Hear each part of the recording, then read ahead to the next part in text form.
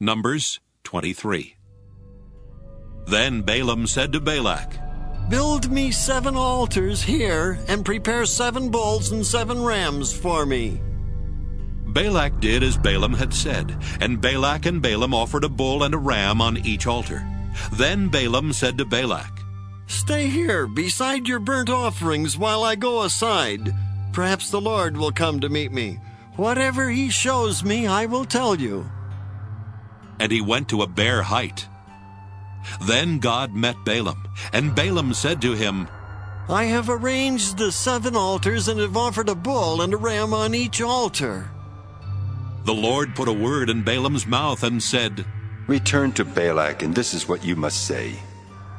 So he returned to Balak, who was standing beside his burnt offerings with all the officials of Moab. Then Balaam uttered his oracle, saying, Balak has brought me from Aram, the king of Moab, from the eastern mountains. Come, curse Jacob for me. Come, denounce Israel. How can I curse whom God has not cursed? How can I denounce those whom the Lord has not denounced? For from the top of the crags I see him, from the hills I behold him. Here is a people living alone and not reckoning itself among the nations. Who can count the dust of Jacob or number the dust cloud of Israel? Let me die the death of the upright, and let my end be like his. Then Balak said to Balaam, What have you done to me? I brought you to curse my enemies, but now you have done nothing but bless them. He answered, Must I not take care to say what the Lord puts into my mouth?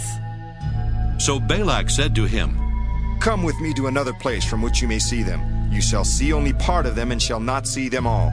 Then curse them for me from there. So he took him to the field of Zophim, to the top of Pisgah. He built 7 altars and offered a bull and a ram on each altar. Balaam said to Balak, Stand here beside your burnt offerings while I meet the Lord over there.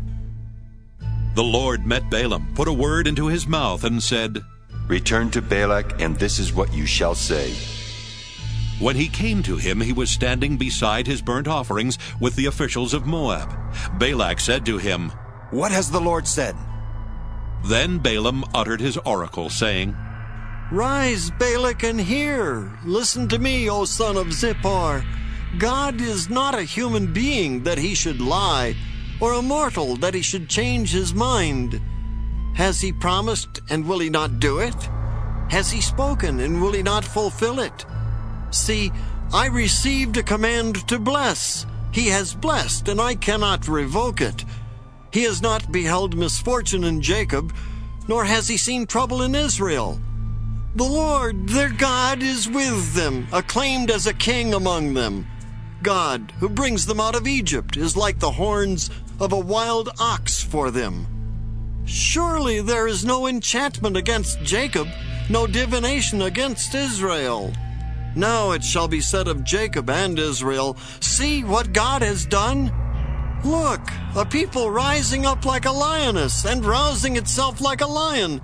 It does not lie down until it has eaten the prey and drunk the blood of the slain. Then Balak said to Balaam, Do not curse them at all, and do not bless them at all. But Balaam answered Balak, Did I not tell you? Whatever the Lord says, that is what I must do. So Balak said to Balaam, Come now, I will take you to another place. Perhaps it will please God that you may curse them for me from there. So Balak took Balaam to the top of Peor, which overlooks the wasteland. Balaam said to Balak, Build me 7 altars here and prepare 7 bulls and 7 rams for me. So Balak did as Balaam had said, and offered a bull and a ram on each altar.